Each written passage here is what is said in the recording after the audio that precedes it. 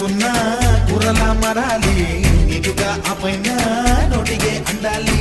బుద్ధిగా మాటే వింటూ వంటింట్లోనే నువ్వు ఉండాలి గుత్తొంకాయ గుత్తల కడి గుమ్మ పేరు